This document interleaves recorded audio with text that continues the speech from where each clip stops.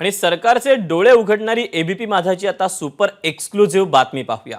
पूजा खेडकर प्रमाणे एक दोन नव्हे तर तब्बल 400 जण हे बनावट दिव्यांग प्रमाणपत्र मिळवून सरकारी अधिकारी आणि कर्मचारी झाल्याचा संशय आहे। आणि हे बनावट दिव्यांग प्रमाणपत्र बनवणाऱ्या एजंटचा आणि रॅकेटचा आमचे प्रतिनिधी वेदांत देव यांनी पर्दाफाश केला। कशा प्रकारे एजंट सरकारी डॉक्टरांच्या मदतीने बनावट दिव्यांग प्रमाणपत्र मिळवून देतात हे वेदांत देव आणि एजंटच्या फोन संभाषणानंतर उघड झालं। एबीपी माझाच्या या बातमीनंतर विरोधी पक्षनेते विजय वडेट्टीवार यांनी एसआयटी चौकशीची मागणी केली, तर सरकारनं कारवाई नाही केली तर आम्ही चोप देऊ असा आक्रमक पवित्रा बच्चू कडूंनी घेतला।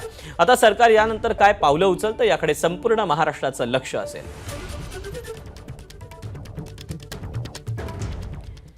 एबीपी माझाच्या रिपोर्टनंतर वेगवेगळ्या नेत्यांनी काय प्रतिक्रिया दिलेल्या आहेत आणि सरकारला काय नेमका इशारा दिलाय पाहूया।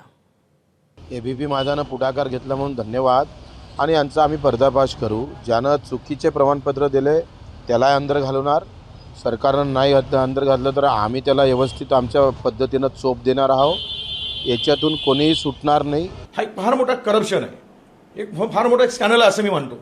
यामध्ये झालेला हा सगळा प्रकार याला पूर्ण एक एसआयटी नेमली गेली पाहिजे आणि हे सर्व एकदा व्हेरीफाय झालं पाहिजे।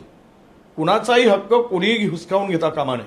मला वाटतं अत्यंत गंभीर आहे, सरकारनं तो अत्यंत गांभीर्याने घ्यावा आणि कठोरात कठोर कारवाई करून हे सगळं प्रकरण त्या ठिकाणी टाईम बाउंड पिरियडमध्ये निपटारा करून अशा गोष्टी होणार नाहीत याच्यासाठी कडक कायद्याची अंमलबजावणी करावी।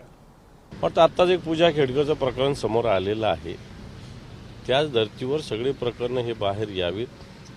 खऱ्या जे काही आहेत ज्यांना आपण दिव्यांग म्हणू त्या दिव्यांगांना संधी मिळाली पाहिजे। त्यांची संधी मारून जर खोटे बोगस दिव्यांग संधी घेणार तर त्याच्यावर कारवाई झाली पाहिजे।